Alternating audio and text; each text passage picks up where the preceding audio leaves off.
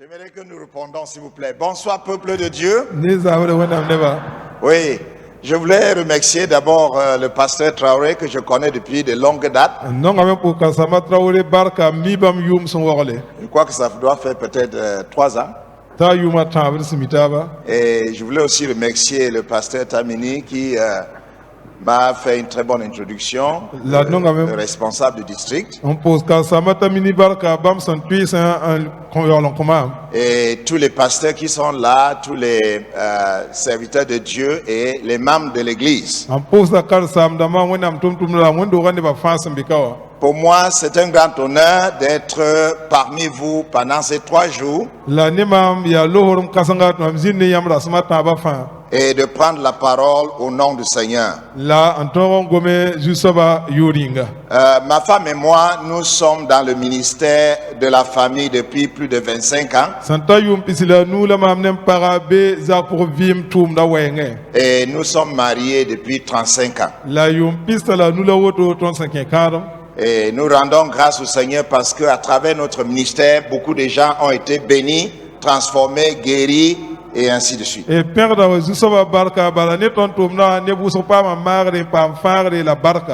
Seigneur nous a accordé la grâce de transmettre beaucoup de nos enseignements dans les livres. Et je crois que demain, vous aurez la possibilité d'avoir quelques exemplaires qui seront ici pour vendre. On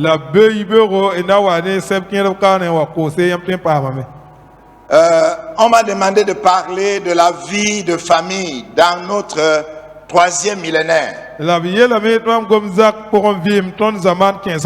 C'est un sujet extrêmement important parce que notre 3e millénaire a de grandes attaques contre la famille. Et notre but pendant les 3 jours, nous allons donc aller progressivement, commençant par traiter les sous-thèmes comme nous a donné. Le premier sous-thème qu'on nous a donné, c'est comment contacter le mariage. Et le deuxième sous-thème qu'on a donné, c'est comment vivre le bonheur au sein du couple malgré tous les défis.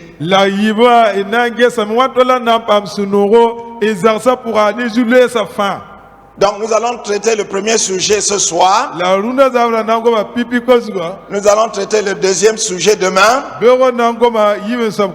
Et dimanche, nous allons voir comment tenir ferme et consolider comme un foyer.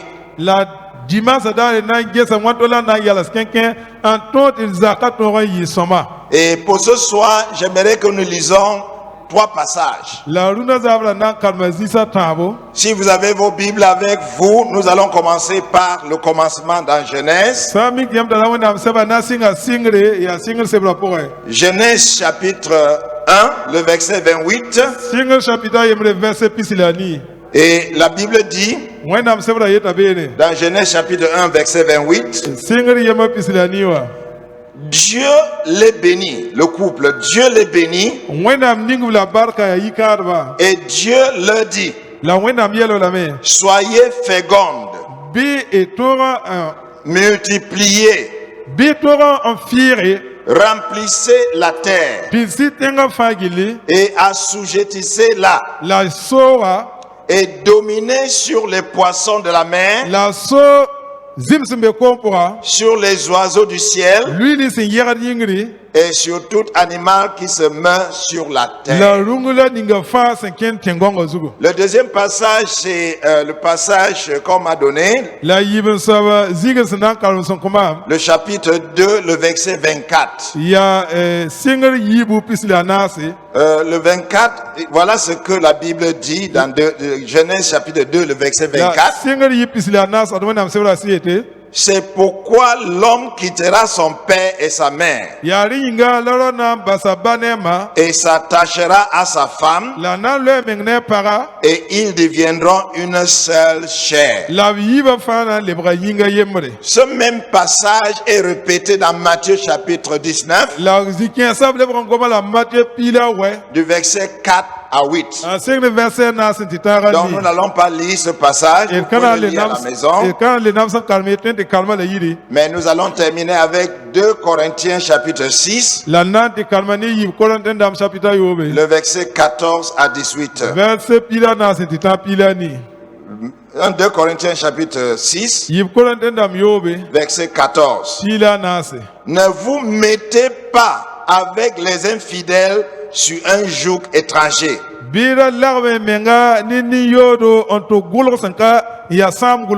Car quel rapport y a-t-il entre la justice et l'iniquité?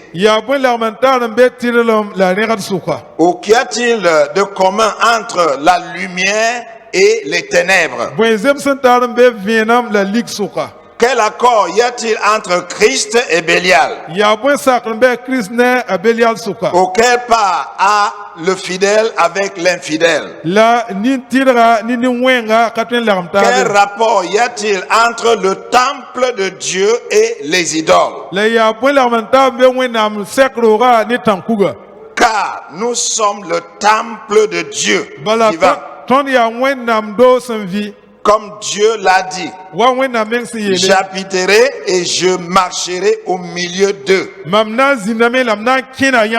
Je serai leur Dieu et ils seront mon peuple. C'est pourquoi sortez du milieu d'eux et séparez-vous, dit le Seigneur. Ne touche pas ce qui est impur et je vous accueillerai. Je serai pour vous le Père et vous serez pour moi des fils et des filles, dit le Seigneur Tout-Puissant. Amen. Voilà la parole de Dieu en ce qui concerne le mariage. Ce soir, nous allons d'abord commencer par une introduction.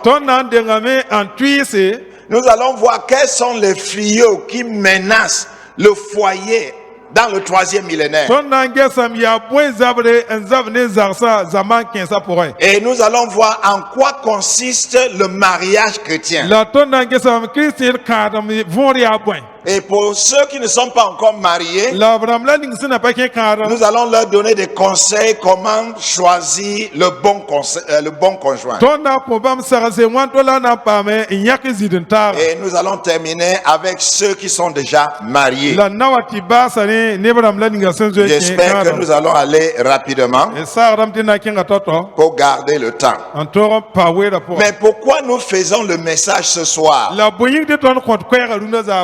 La parole de Dieu nous a dit, ton corps est le temple du Saint-Esprit. J'aimerais que tu mettes ta main sur ta poitrine et que tu répètes après moi. Mon corps est le temple du Saint-Esprit. Non, moi je vais entendre encore plus fort. Mon corps est le temple du Saint-Esprit. Ça veut dire quoi? Ça veut dire que je ne me laisserai pas influencer par les fléaux qui menacent la vie d'un chrétien ou le foyer.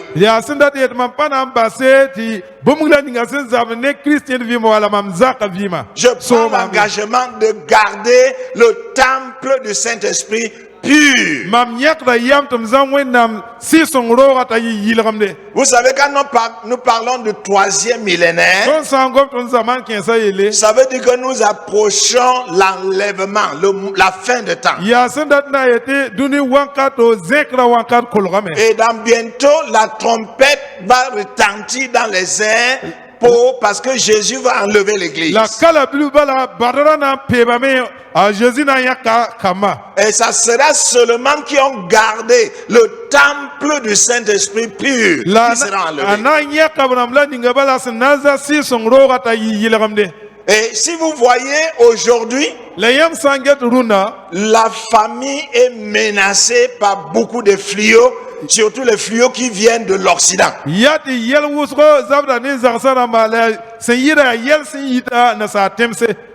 le tableau, le diapositive suivant nous donne 5 fléaux qui menacent le foyer en Afrique. La première chose, c'est la banalisation du sexe. Sur l'internet, dans les familles, le sexe est déjà banalisé. Tout le monde veut vivre une vie sexuelle sans qui est l'impudicité.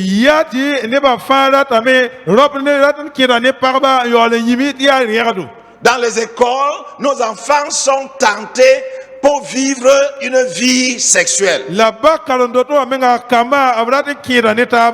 Et même dans l'église, nous avons des personnes qui sont là pour pouvoir bafouer le temple du Saint-Esprit. Et donc, toi et moi, on doit prendre l'engagement. Je ne me laisserai pas faire. Je ne ferai pas du temple de Dieu un lieu d'impudicité.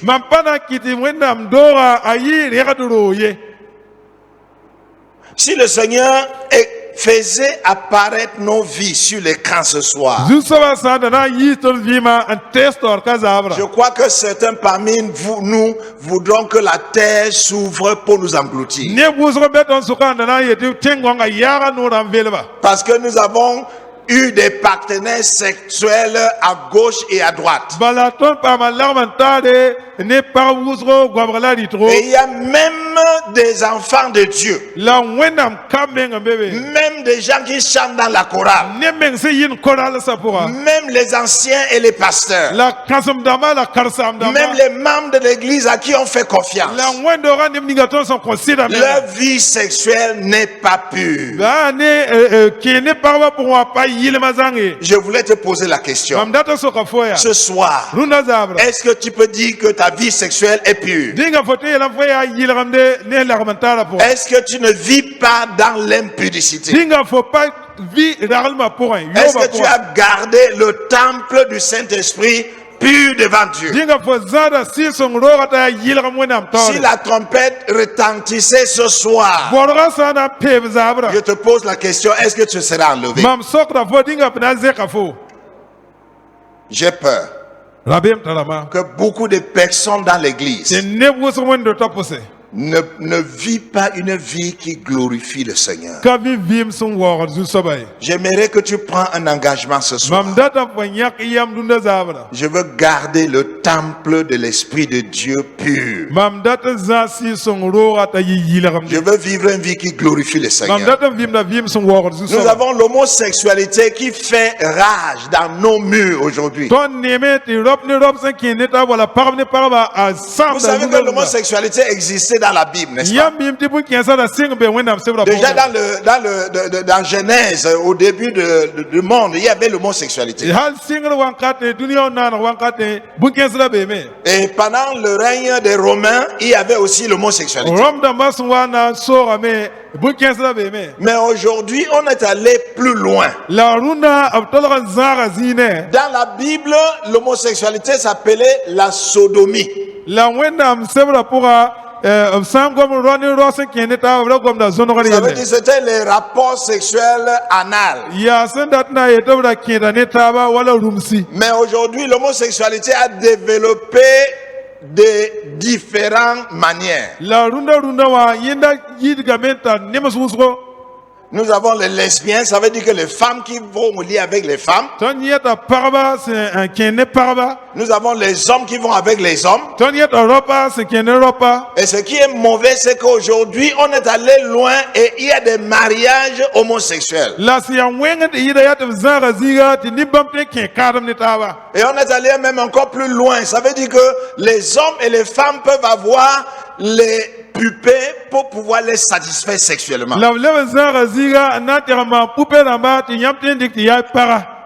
L'homosexualité, elle est très loin. Et ne me dis pas que ce n'est pas dans nos murs, c'est dans nos murs et même dans l'église. J'ai eu à prier pour des jeunes dans les églises qui étaient des homosexuels. On a eu un cas dans mon école où un enfant d'un pasteur était homosexuel et il est arrivé dans l'école parce qu'il voulait initier d'autres jeunes dans l'homosexualité. Donc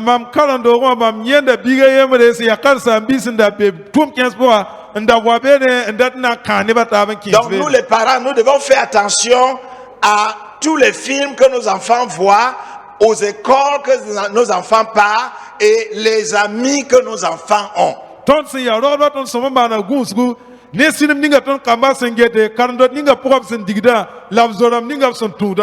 Qu'est-ce que la Bible dit? La mauvaise compagnie, vous pouvez terminer. Ça corrompt les bonnes mœurs. Et en français, on dit, dis-moi qui est ton ami. Et je veux dire qui tu es. Donc nous devons faire attention avec nos enfants aujourd'hui. Il y a donc d'autres choses. Je ne veux pas analyser tout. Mais il y a la violence conjugale. La violence conjugale. Et je voulais m'arrêter un peu là-dessus pour parler des foyers mixtes dans notre milieu. Les couples mixtes, il y a deux types de couples mixtes. Les couples mixtes culturels. Prends par exemple un gourmanché qui épouse quel est le tribu ici là? Un moussi. Des enfants dans l'église mais qui sont de deux tribus différentes. Même s'ils sont des enfants de Dieu, il y a souvent des conflits et tribales et des difficultés culturelles dans ce genre de foyer. Mais le problème que j'ai le plus eu dans ce pays, j'ai eu à conseiller beaucoup de jeunes, des enfants de Dieu nés de nouveau, mais qui veulent épouser des musulmans, qui veulent épouser des catholiques, qui veulent épouser des animistes. J'ai eu à conseiller énormément de filles et de garçons qui sont dans cette situation.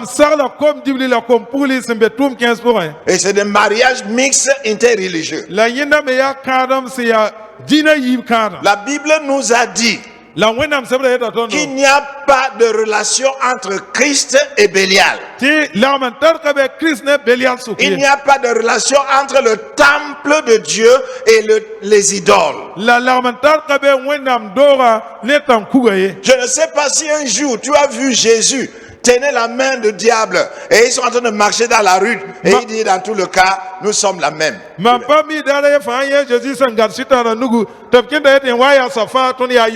Bible dit Jésus et Satan ne sont pas des amis. Et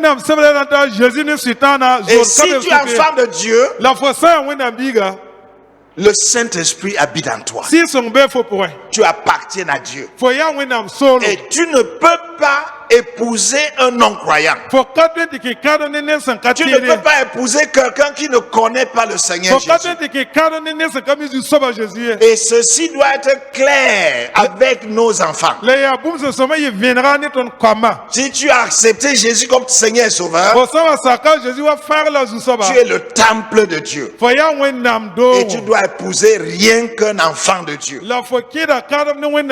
Afin qu'ensemble vous bâtissez un héritage spirituel. Donc voilà les fléaux auxquels nos enfants font face aujourd'hui. Et nous les parents, on a la responsabilité de les éduquer dans la voie de l'Éternel. Donc quand on voit que pourquoi Dieu a créé le mariage, dans le passage qu'on a lu dans Genèse chapitre 1 verset 28, Dieu a dit que je veux que vous procréiez et que vos enfants soient des enfants sains pour gouverner la création de Dieu. Donc le but de Dieu, c'est que deux personnes qui se marient soient des enfants de Dieu. Deuxièmement, ils vont avoir des enfants qui vont éduquer dans la voie de Dieu. Et qu'ensemble avec nos enfants, nous puissions gouverner, prendre autorité sur toute la création de Dieu.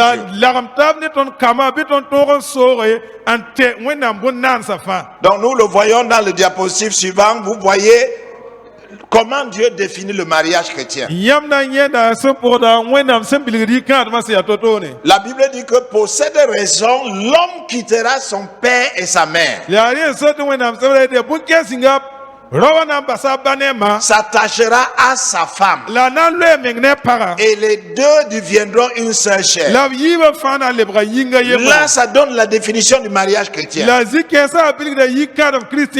une relation entre un homme et une femme. Ce n'est pas entre un garçon et une fille. Ça parle de la maturité. Ça parle d'une relation d'amour. Et ça parle d'un choix personnel. Et la relation entre l'homme et une femme, encore dit que c'est une union hétérosexuelle et non pas homosexuelle.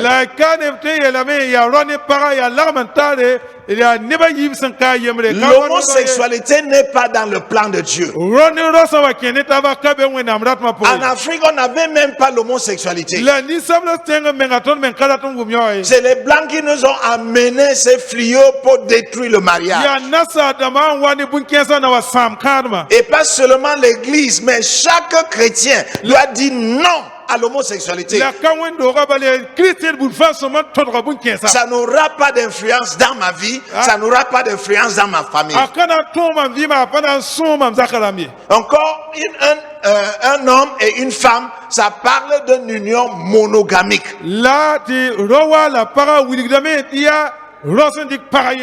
Dieu est contre la polygamie. Évidemment, il y a des personnes qui disent mais il y a eu des mariages polygamiques dans l'Ancien Testament et Dieu a accepté. C'était au début de l'introduction de Dieu dans le monde. Mais Jésus a dit dans Matthieu qu'au début c'était pas ainsi. Au début, c'était un homme et une femme. Donc la polygamie n'est pas dans le plan de Dieu. Et les deux doivent s'attacher. Il y a un événement, ce n'est pas que vous vous retrouvez dans la chambre, vous priez, vous tenez vos mains, vous priez, puis vous commencez à vivre sexuellement.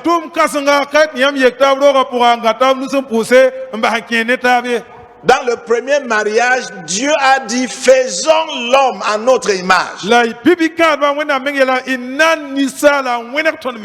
pendant le premier mariage, il y avait Dieu le Père, Dieu le Fils, Dieu le Saint-Esprit et les anges qui étaient des témoins de ce mariage.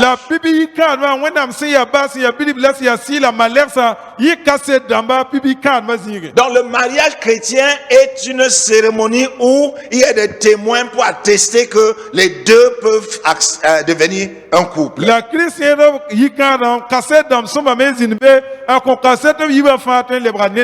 Et la Bible dit que ce que Dieu a uni, que personne ne le sépare. Dans le mariage chrétien, il n'y a pas de divorce. Mon frère, ma soeur, si tu es marié, il n'y a pas de divorce. Dis à ton voisin qu'il n'y a pas de divorce. Dans le mariage chrétien, il n'y a pas de divorce. Amen. Oui, il n'y a pas de divorce. C'est une union inséparable. Et si nous voyons encore dans le Genèse chapitre 1 verset 28, et il dit que le but du mariage c'est la fécondité. Ce n'est pas le plan de Dieu que vous restez stérile. Et ce soir, nous allons prier pour des couples qui n'enfantent pas. Nous avons prié beaucoup pour des couples dans notre ministère qui n'enfantent pas et le Seigneur les a donné des enfants. Écoutez-moi bien. La stérilité n'est pas une fatalité. Si vous regardez dans la Bible, l'infécondité est une épreuve qui vient souvent de Dieu. Toutes les femmes dans la Bible qui étaient stériles ont fini par enfanter, sauf une seule femme. Question à 5000. Qui est la seule femme dans la Bible qui a été stérile et qui est morte sans enfant. Et pourquoi? Qui connaît? Je veux donner le prix à une femme. Qui est cette femme? Oui, je vois une main là-bas. C'est qui? Parlez au micro. Pénina. Pénina. Est-ce que c'est vrai? Pénina. Non, c'est pas Pénina. Donc, on a encore une femme là-bas derrière. C'est Milka, la femme de David. C'est Milka, oui, tu as 5000 francs. Applaudissons pour elle. Donc, demain, nous allons vous donner un de nos livres. Oui. Mais pourquoi? Bon, tu as répondu à la première partie de la question.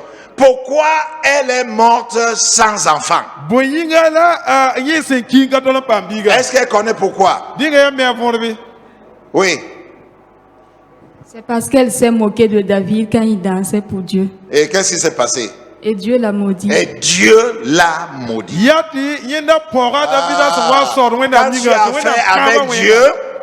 Quand tu as fait avec Dieu, personne d'autre ne peut être ton avocat.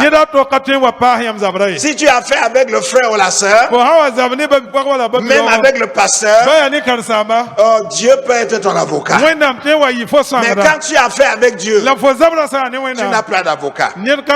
Mais sinon, toutes les autres femmes dans la Bible qui étaient stériles, elles ont enfanté. Écoutez-moi bien. Des enfants précieux. Des enfants qui ont servi le Seigneur. C'est le cas d'Isaac. C'est le cas de Samuel. C'est le cas de Samson. C'est le cas de Jean-Baptiste. Ils ont été des grands serviteurs de Dieu. Ma soeur, mon frère, n'accepte pas la stérilité. Prends le temps pour jeûner, pour prier. Pour que le Seigneur te donne des enfants précieux. Et le Seigneur va le faire. Est-ce que tu acceptes de le faire? Oui, si tu prends le temps pour jeûner et prier, comme Anne qui a prié dans le temple, et Dieu l'a exaucé. Que le Seigneur t'exauce au nom de Jésus. Je dis que le Seigneur t'exauce au nom de Jésus. Que le Seigneur t'exauce au nom de Jésus. Amen. Amen. Le but du mariage, c'est la procréation.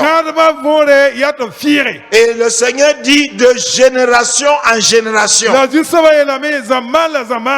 Chacun de nous est le père ou la mère d'une nation. Amen.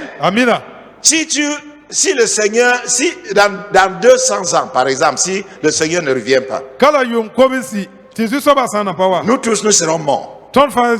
J'espère que tu seras au ciel. Mais si un jour, et tu as eu des enfants, le Seigneur te prête ses yeux, tu vas voir ta descendance de génération en génération. Tu vas voir tes enfants, les enfants de tes enfants, les enfants des enfants de tes enfants.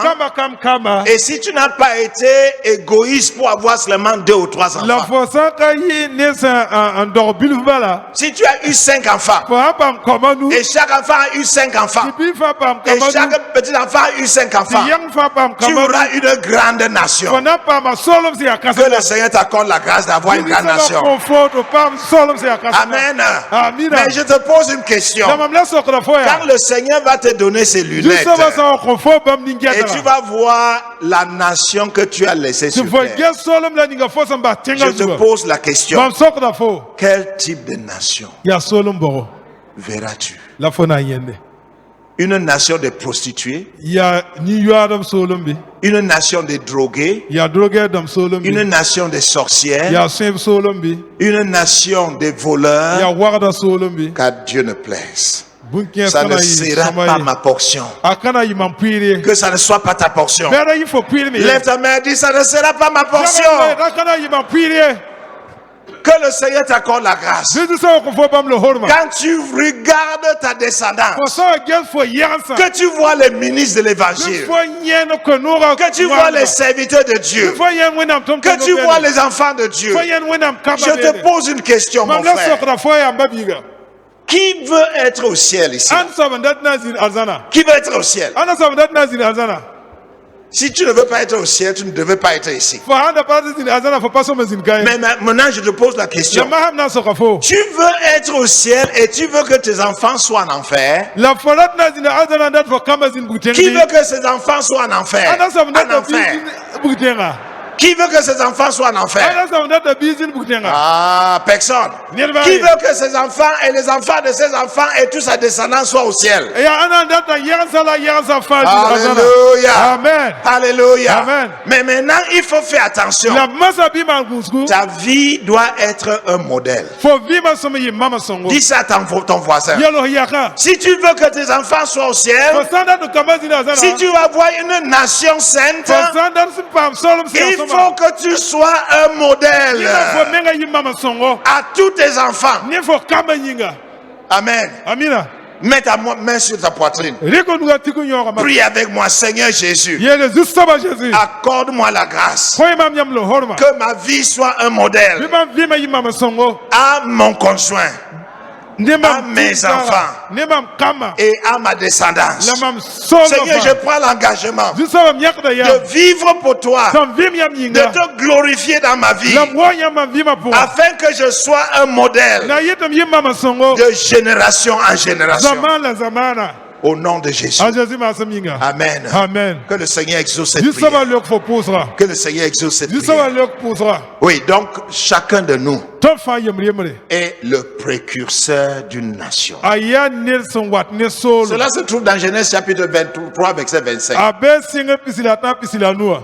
Quand Rebecca est enceinte des jumeaux, les jumeaux sont en train de lutter dans son ventre. Elle est partie demander le Seigneur. Qu'est-ce que le Seigneur lui a dit?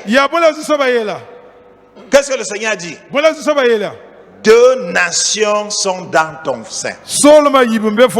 Dieu ne voit pas les enfants comme des enfants. Dieu voit en chaque enfant une nation. Commence à voir tes enfants. Commence à te voir comme le précurseur d'une nation. Mais une nation sainte. Et non pas une nation de maudits. Et si tu es une nation sainte, tes enfants vont gouverner le monde. Le Seigneur dit que nous serons la tête et non pas la queue. Oh, j'aimerais que tu réclames ça. Moi, je serai la tête. Je ne serai pas la queue. Partout où je me trouve, accorde-moi la grâce, Seigneur, d'être première, d'être modèle, d'être la tête et non pas la queue. Oh, que le Seigneur t'accorde cette grâce. Oh, moi, j'ai décidé que moi et ma femme, partout où nous sommes, nous serons la lumière. Nous serons des modèles. Nous ne serons pas le ténèbre. Que ça soit ta portion. Et quand tu es la lumière, tu montres la puissance de Dieu. Et tu ne peux pas être lumière si tu ne travailles pas. Donc voilà comment Dieu a préparer le foyer. Donc nous voulons dire ceci. La polygamie n'est pas dans le plan de Dieu. L'homosexualité n'est pas dans le plan de Dieu. Les familles monoparentales ne sont pas dans le plan de Dieu. Le concubinage n'est pas dans le plan de Dieu. Et les mariages spirituels, ça veut dire que tu couches la nuit avec un esprit. Tu as des rapports sexuels, ce n'est pas dans le plan de Dieu. Si tu te trouves dans une de ces choses, tu as besoin de la délivrance. Il y en a beaucoup. Il y en a beaucoup dans cette salle. Ce soir, ils ont pensé au divorce. Ils ont pensé à la polygamie. Il y a même certains qui ont pensé à l'homosexualité. Si tu n'es pas encore tombé dans l'homosexualité. Il y a certains qui veulent vivre avec les enfants sans mari, sans femme. Et il y a encore des personnes ici ce soir qui vivent dans l'impudicité. Tu te connais. Et Dieu te connaît. Ce soir, tu dois te repentir. Tu ne peux pas continuer dans l'impudicité. Et tu te dis que tu es le temple du Saint-Esprit.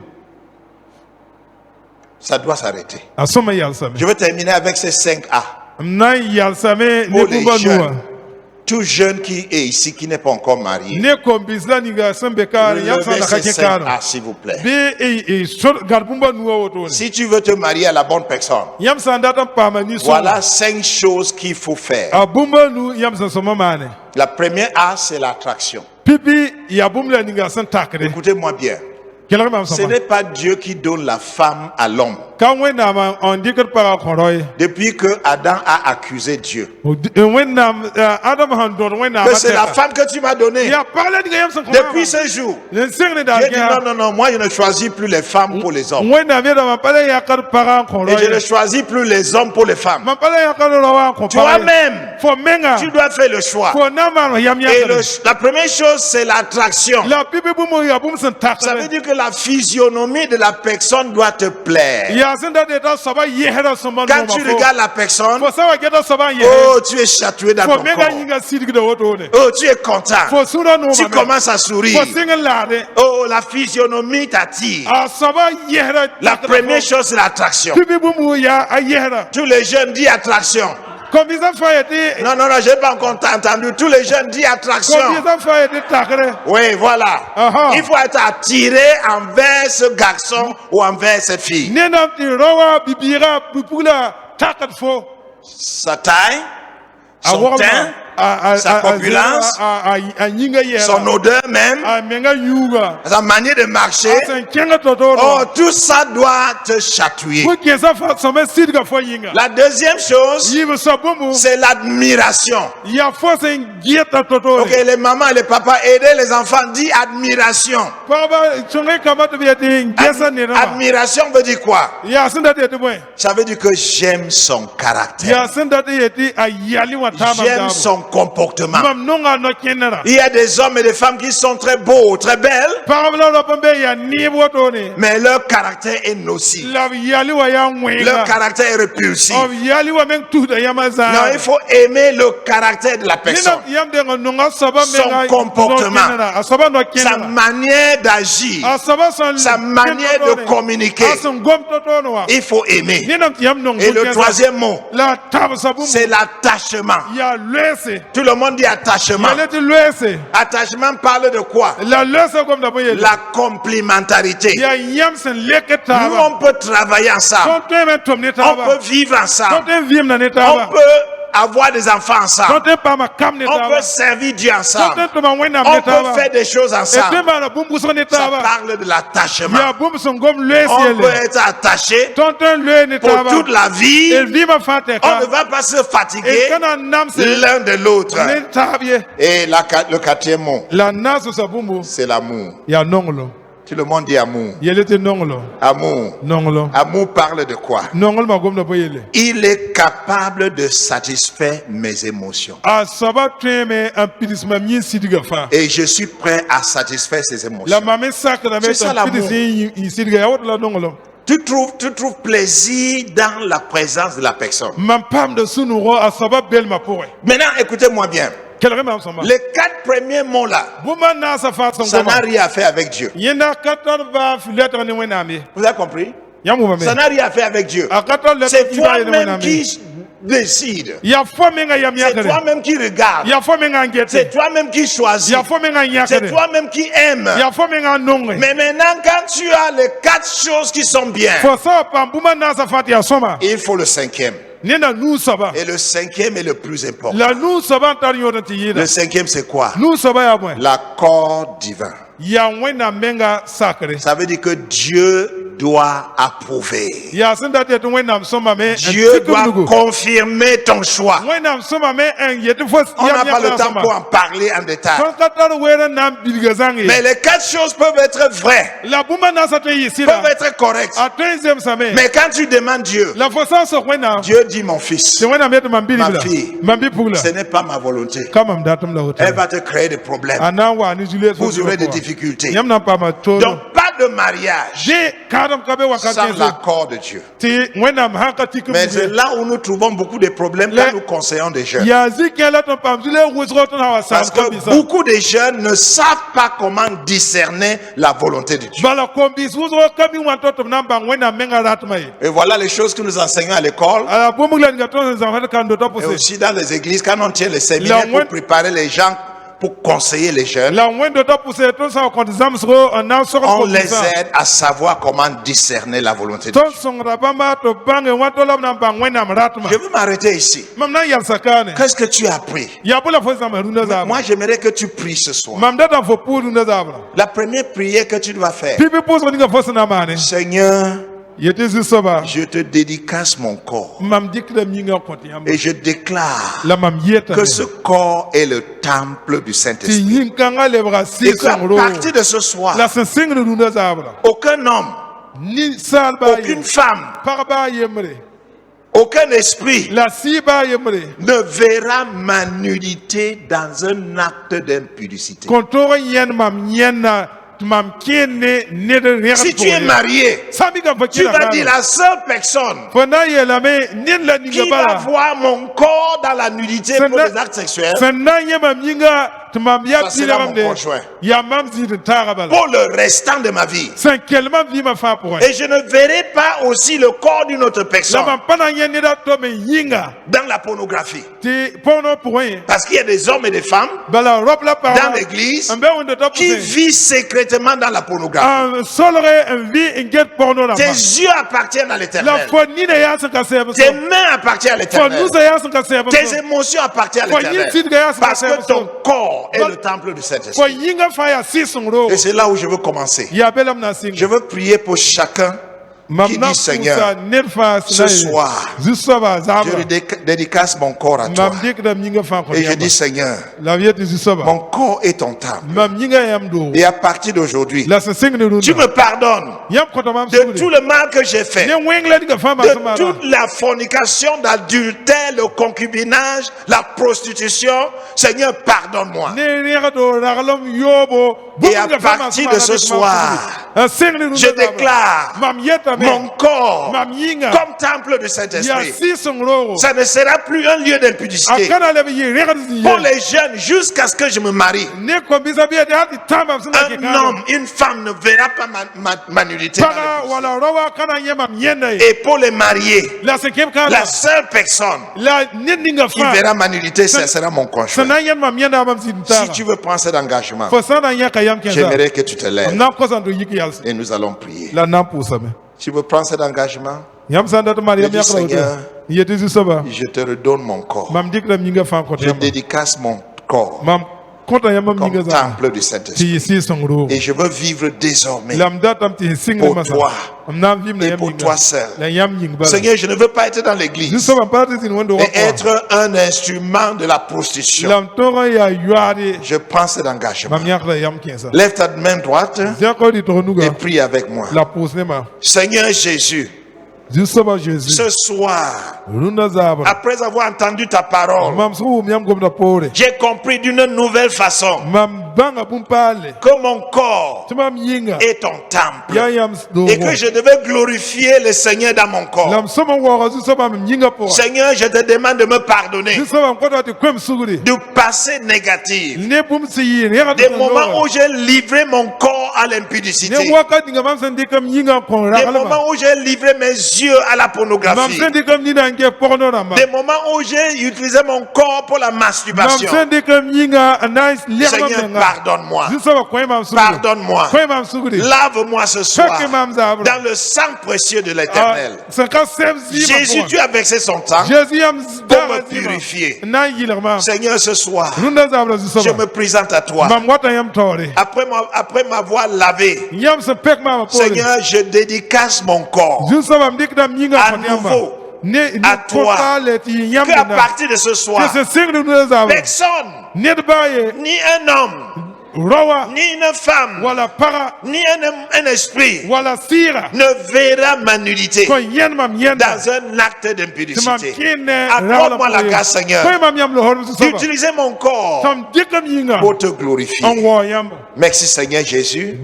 Tu as entendu ma prière et tu as exaucé. Reçois l'honneur et la gloire au nom du Seigneur Jésus. Amen. Amen.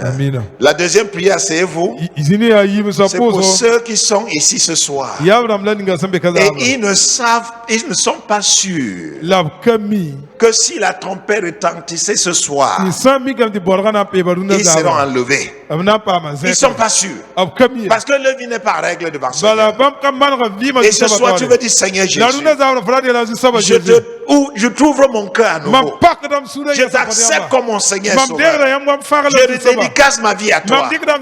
Lave mon cœur. Je suis comme l'enfant prodigue. Je reviens à toi de tout mon cœur. Je veux que tu me pardonnes et que tu fais de moi un candidat pour l'éternité. Si tu veux prendre cet engagement, tu n'es pas sûr de ton salut, mais tu veux prendre cet engagement ce soir, j'aimerais que tu lèves la main. Tu lèves la main et je veux prier pour toi. Tu es en train de dire Seigneur, je veux que tu me pardonnes de tous mes péchés et que tu entres dans mon cœur, que tu deviens mon Seigneur, mon Sauveur. Lève bien la main droite et mets ta main gauche sur la poitrine. Lève bien la main droite et mets la main gauche sur la poitrine. Et prie avec moi. Seigneur Jésus, ce soir, je sais que ma vie n'est pas règle devant toi. J'ai péché dans mes pensées. J'ai péché dans mes actions. Et j'ai péché même pas mes paroles. Mais ce soir, Jésus, tu ne me condamnes pas. Car tu es mort sur la croix pour moi. Et tu veux que je sois un candidat pour l'éternité. Seigneur, lave mon cœur avec ton sang précieux. Jésus, je t'invite, viens dans mon cœur, entre dans ma vie, je t'accepte comme mon Seigneur et mon Sauveur, et à partir de ce jour, je veux vivre pour toi, je veux t'aimer de tout mon cœur, et je veux te servir. Merci Seigneur Jésus, car tu as transformé ma vie ce soir, tu as fait de moi un enfant de Dieu, tu as fait de moi un candidat pour l'éternité. Merci Seigneur. À toi l'honneur et la gloire. Au nom du Seigneur Jésus. Je vais demander le pasteur Tamini de venir prier pour vous. Pour que ce Seigneur scelle cet engagement. Et que à partir d'aujourd'hui, jusqu'à l'éternité, que vous soyez un candidat pour le ciel. Le pasteur va prier pour vous. Nous prions. Éternel Dieu des armées, Dieu grand et merveilleux, nous bénissons ton Saint-Nom ce soir pour tous tes hauts et pour tous tes bienfaits dans nos vies. C'est toi qui as bien voulu nous rassembler ici ce soir, afin que nous puissions communier avec toi dans ta parole. Merci pour ta parole qui est sortie, pour notre édification, pour notre consolation, pour nous éclairer et pour nous illuminer. Nous prions, Père éternel, pour tous tes enfants qui ont écouté ta parole ce soir. Oui, à présent, il y a beaucoup d'idées, il y a beaucoup de pensées qui traversent tes enfants actuellement. Seigneur, des décisions sont en train d'être prises, des résolutions sont en train d'être prises. Nous te prions ce soir de venir soutenir, accompagner et fortifier tes enfants, afin que les décisions qui se prennent maintenant, Père éternel, ils puissent rester fermes, Seigneur, sur ces décisions. Nous prions, Père éternel, pour tous ceux-là qui ce soir ont pris l'engagement devant toi d'offrir leur corps comme un sacrifice, d'offrir leur corps comme un parfum d'une bonne odeur. Père, donne-leur la force de tenir à cet engagement. Donne-leur la force de tenir à cet engagement. Nous savons que l'ennemi est rusé. Nous savons que l'ennemi est là et son influence sera toujours là de diverses manières. Donne, Seigneur, à tes enfants de se souvenir toujours de cet engagement qu'ils ont pris ici ce soir afin de résister fermement à l'ennemi pour que leur corps soit effectivement le temple du Saint-Esprit. Nous prions, Père éternel, de ce que tu t'es révélé à beaucoup d'entre nous ce soir, afin que chacun puisse chercher comment être sûr de son salut en t'offrant sa vie comme un sacrifice d'une bonne odeur. Viens consolider cela, Seigneur, cet engagement de te suivre et t'accepter comme Sauveur et Seigneur, que cela soit consolidé, afin que, Père éternel, chacun nous puissions tous être cette lumière dont tu as parlé dans ta parole. Mon Dieu et mon Roi, ton Saint-Esprit est à l'œuvre. Il est l'Esprit qui conseille, l'enseignant par excellence, lui qui parle en nous, qui murmure dans nos oreilles, qui murmure dans nos cœurs, avec ses pensées qui viennent de toi, qui nous éclaire. Père éternel, que tes enfants soient attentifs, qu'ils soient attentifs et réceptifs, Seigneur, à cette voix du Saint-Esprit qui les interpelle par rapport à un aspect donné. Saint-Père et Saint-Dieu, oui, nous avons besoin de ta force pour tenir. Nous avons besoin de ta force pour tenir. De la force pour tenir, pour avancer, pour pousser face au vent contraire qui s'ouvre dans notre monde. Nous avons besoin de ta force pour ramer à contre-courant. Nous avons besoin de ta force pour avancer. Seigneur, tu connais chacun ici ce soir avec ses luttes. Tu connais chacun avec ses luttes. Viens nous aider tous afin que nous soyons victorieux pour la gloire de ton nom. Donne de sortir victorieux de cette lutte-là pour la gloire de ton nom. Seigneur, Dieu merci. Merci. Quand tu rassembles tes enfants, tu parles. Et quand ta parole sort, elle fait son effet. Oui. Mais c'est parce que ce soir, tu as fait du bien à beaucoup de tes enfants par ta parole. Sois béni et sois magnifié pour tout cela au nom de Jésus-Christ. Amen. Amen.